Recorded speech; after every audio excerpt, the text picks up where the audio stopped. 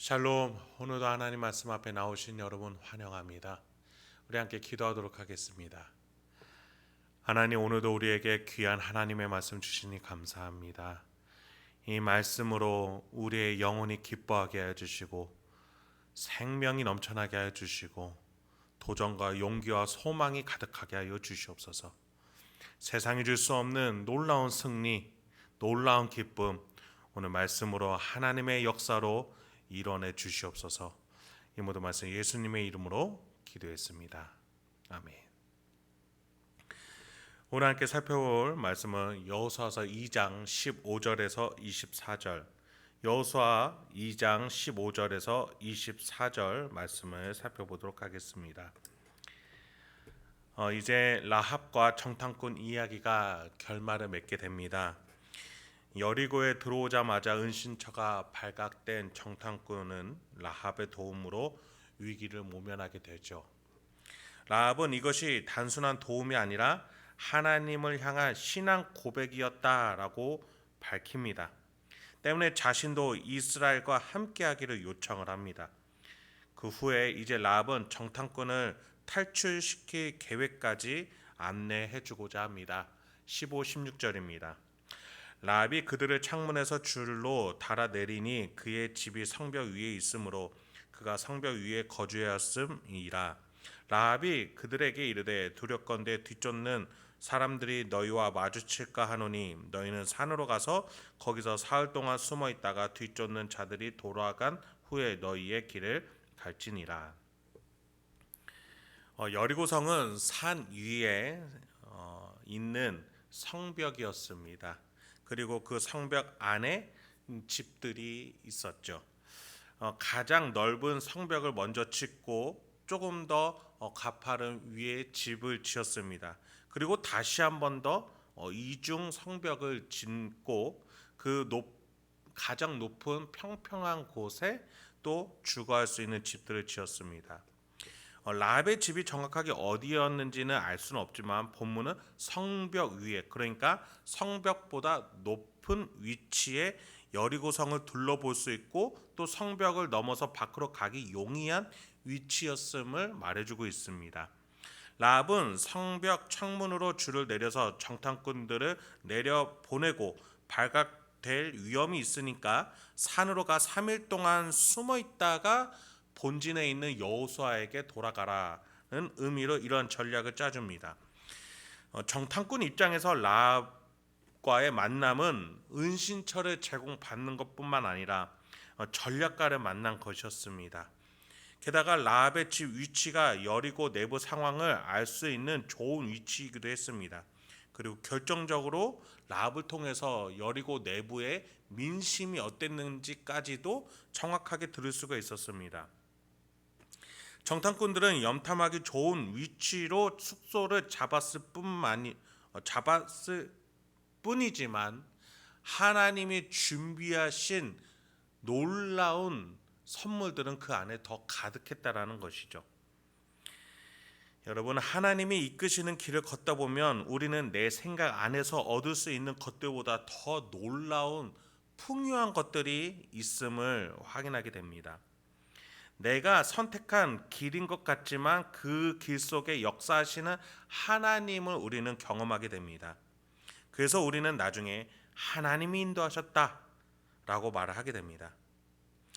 내가 먹고 자고 선택한 것인데 그 안에 하나님이 더 놀랍고 귀한 구속의 역사로 내 인생을 이끌어 가셨으니까 이게 내가 한 것이지만 하나님이 하신 게 더 크시다, 하나님이 이끌어 주셨다라고 고백하게 되는 것이죠.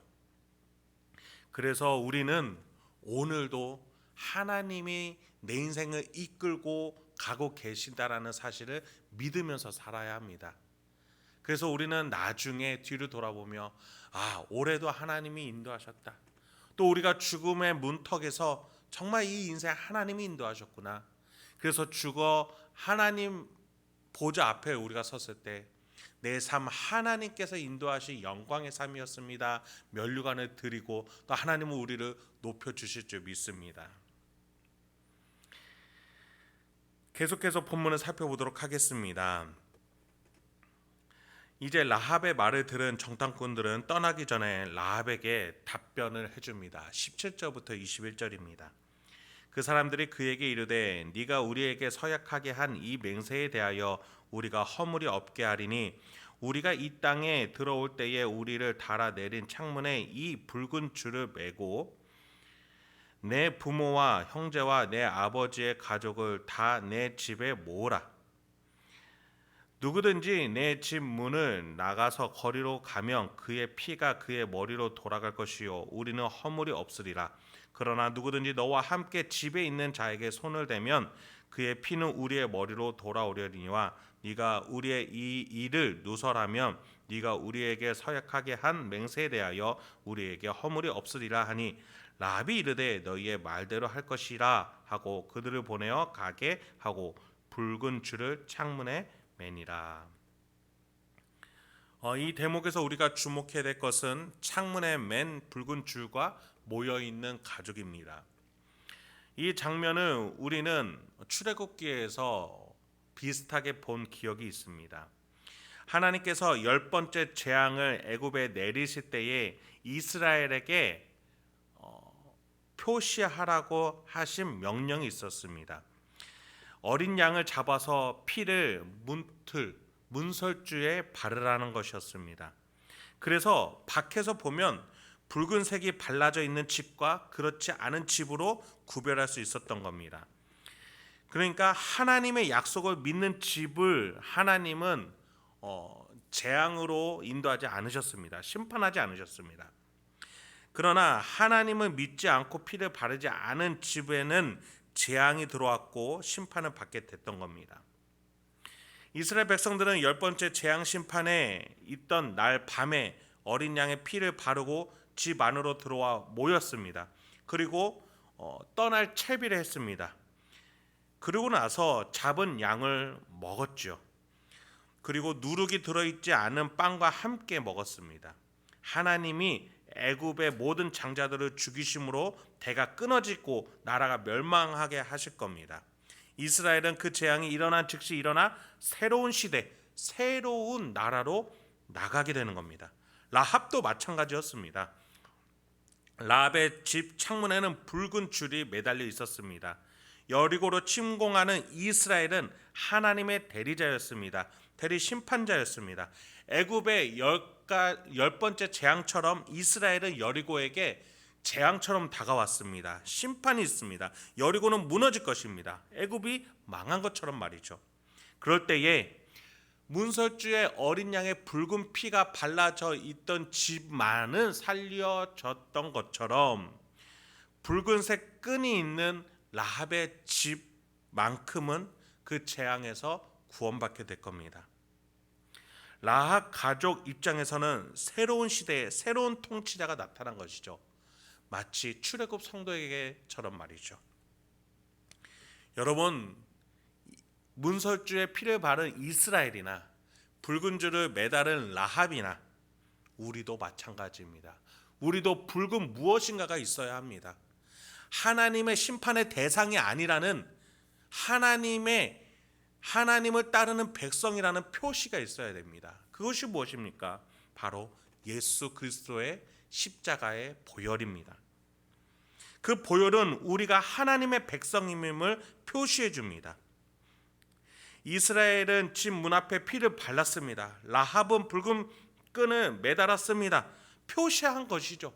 우리도 예수 그리스도의 믿음을 고백하고 입으로 시인하여 구원을 받아야 될 줄 믿습니다. 여러분, 이스라엘 백성이나 라합이나 우리나 그 붉은 무언가가 있든 없든 우리는 여전히 죄인입니다. 여전히 하나님의 구원에 박해 있는 자들입니다.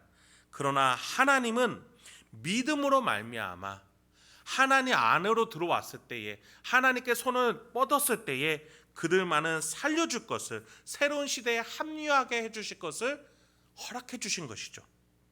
여러분, 이것이 은혜인 것입니다. 우리는 이스라엘처럼 라합처럼 침공을 당하지 않고 살림, 구원을 얻게 되는 겁니다. 그래서 우리는 그 은혜로 새로운 시대에 하나님이 다스리는 천국의 삶을 살고 또 죽어서는 더 직접적인 천국의 삶을, 영원한 삶을 누리게 되는 겁니다.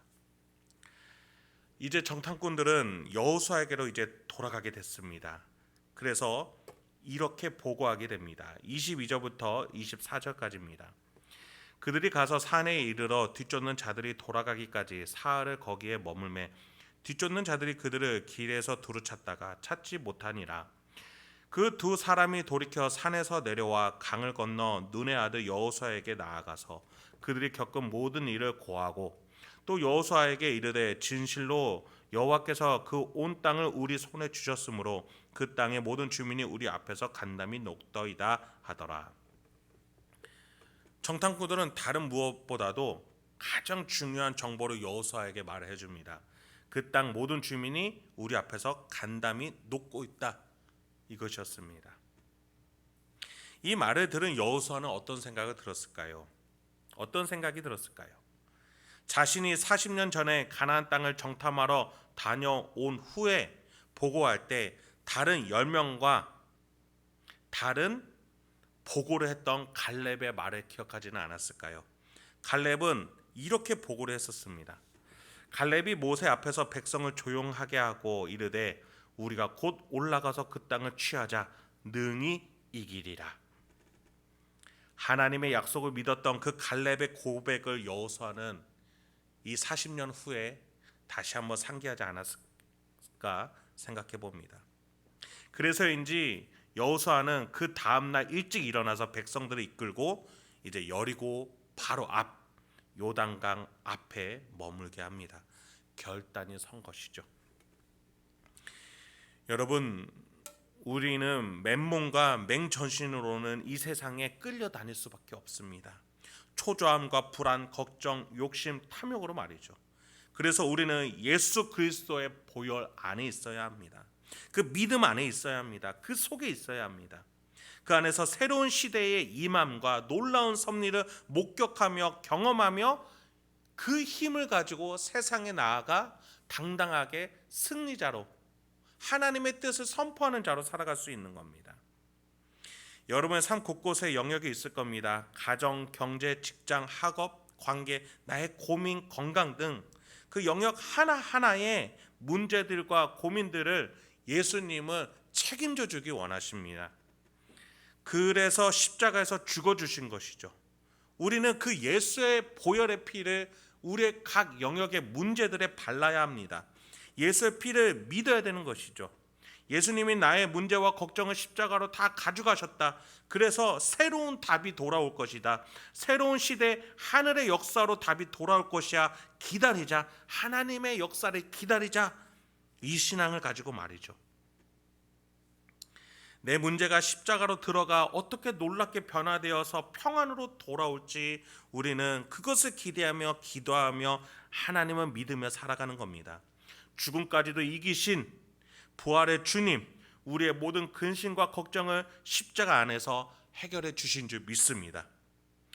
오늘 하루도 그 믿음을 가지고 여러분의 삶 속에 예수 그리스도의 보혈 안에서 당당하게 살아가실 수 있는 저와 여러분이 되길 소망합니다. 함께 기도하겠습니다. 하나님, 오늘도 우리에게 귀한 용기의 말씀 주시니 감사합니다. 오늘 하루를 살아가시는 우리 행복한 교회 성도님 한 분 한 분에게 힘과 용기와 생명을 더하여 주시옵소서. 우리는 너무나도 멸망당하기에 마땅한 죄인이지만 하나님의 은혜로 예수 그리스도의 그 보혈이 내 인생 곳곳에 발라져 있고 또 준비되어 있는 줄 믿습니다. 우리가 그것을 믿으며 예수 십자가에서 죽음까지도 이기신 그 예수님을 바라보면서 내 모든 문제와 근심과 걱정을 다 맡겨놓게 하여 주시옵소서. 그 십자가 안에서 기도하며 우리가 살아갔을 때 어느샌가 그 문제가 예수의 보혈 안에서 어떻게 해석되어지고 해결되어지고 그것이 놀랍게 변화되는지 우리가 그것을 기다리며 기대하며 고대하며 기도할 수 있는 우리가 되게 주여 인도하여 주시옵소서. 이 모든 말씀 예수님의 이름으로 기도했습니다. 아멘.